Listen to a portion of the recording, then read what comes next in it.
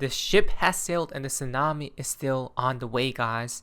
That's what Garlinghouse just said during this event that just occurred.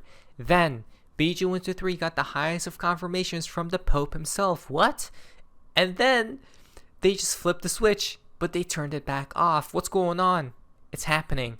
Hello everyone, hope you guys are having an amazing day. XRP is around $2.40. I do believe more downside. Remember, I'm ultra bearish until the signals reveal itself.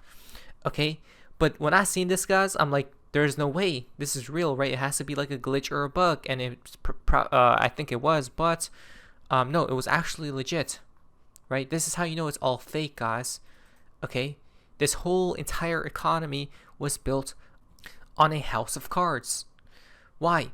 Whale Alert just tweeted out 2 hours ago, 300 million. No, whoa, 300 million? No. My brain got tricked for a second, guys, because I'm like, I still can't believe this much was printed. It's not million, it's not billion, it's actually trillion. 300 trillion PYUSD. I think that's PayPal stablecoin minted at unknown wallet. So they just flipped the switch, folks. I thought PayPal was going to flood this money entirely into XRP.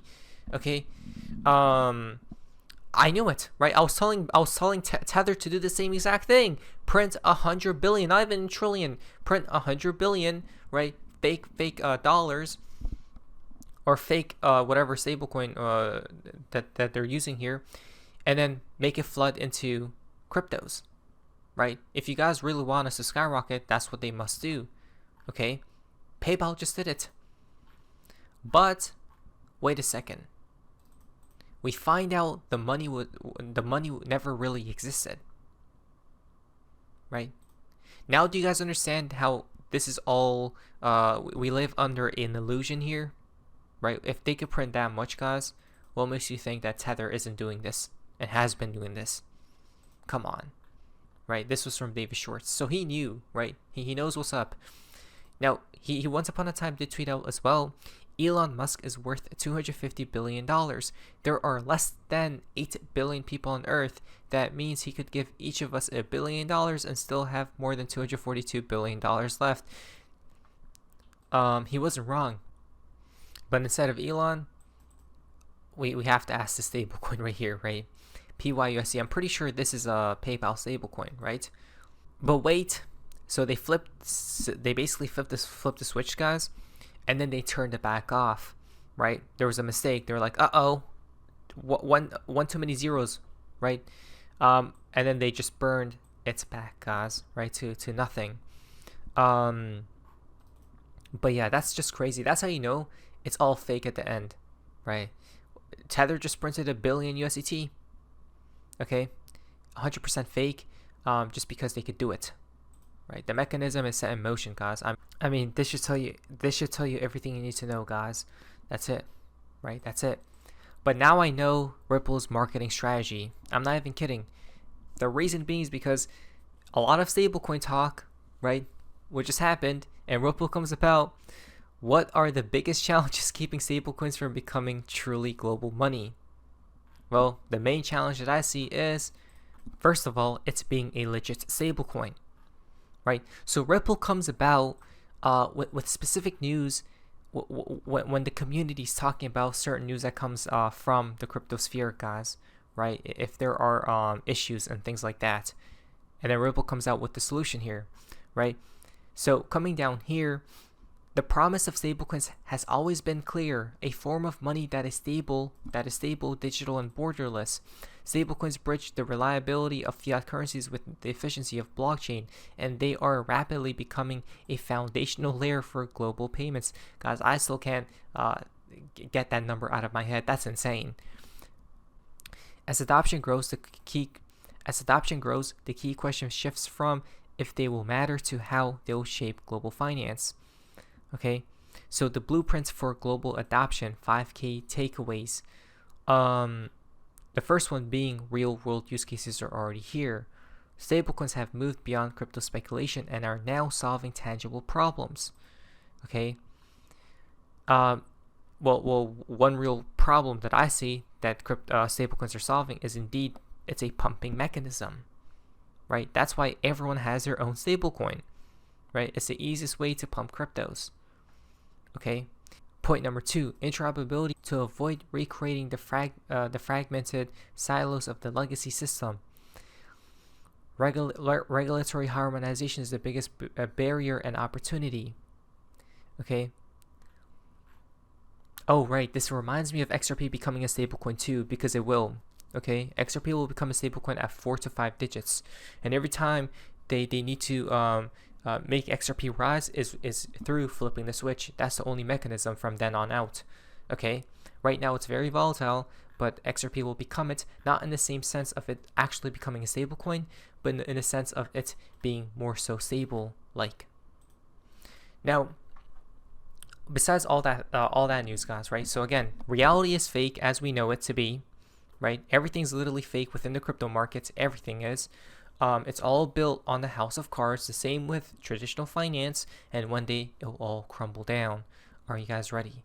Right? Today the veil was lifted ever so slightly. From Fojak, new Pope Leo was gifted a white horse named Proton. Wait a second. Okay, now this where it gets a little bit weird, because it ties to Bearable Guy 123. Why? So the Pope here was gifted a white horse. Okay, a white horse, which we know to be in fact XRP. Okay, coming down here from the bear himself. 2 white horses. Behind those 2 horses, we see a golden horse or a yellow horse, right? Interesting. White horses. This one's going to the green road. This other one's going to the yellow road. So is this a confirmation from the Pope himself, right? Basically the highest of comms. I mean, what are the chances of this, guys, right? Looks beautiful to me. All you need is a knight sitting on top of it, guys, right? Again, the white horse is here from Bearable Guy 123 as well, right? The carousel. So it's clear as day, guys, right? That the plans go ever so deep. And nothing happens until Vatican says so from Baba Cux, right? Here's a clear confirmation for XRP, right? Nothing happens until the Vatican says so, and the Vatican just said so, right? But here comes everyone from this other community, okay? And they're like, oh, it's their coin, okay? It's Proton. No, it's not, guys, right? It's not. The reason being, and how I know for it is not that coin, is because of the fact that, well, when was that coin created? If it was after Bearable Guy 123, it's fake. You guys realize, right? Because while white horse symbolism is often positive, representing purity, power, and divinity, it could be interpreted negatively in specific contexts, such as in the book of Revelation, where the white horse and its rider can symbolize religious deception, conquest, or a prelude to death.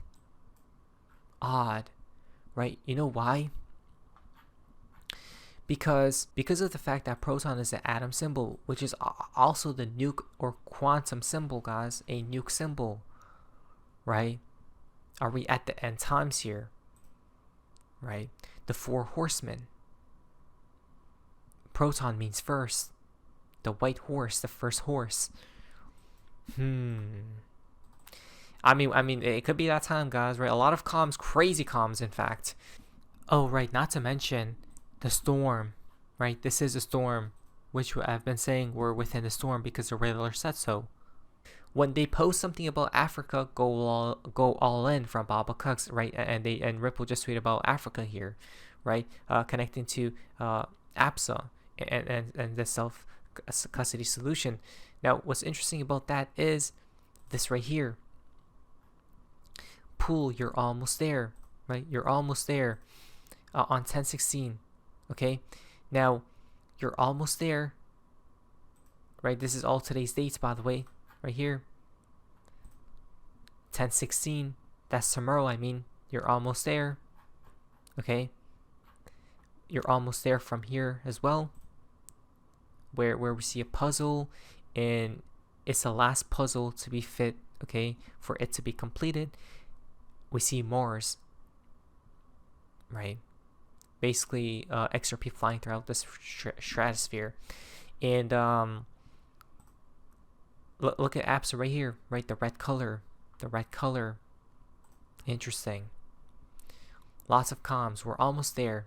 Well, Garlinghouse says so, because he just confirmed that the ship has sailed and the flood of Tsunami is imminent. Ripple's Garlinghouse policy innovation in the future of global fintech or finance at DC Fintech 2025. Let's check this out.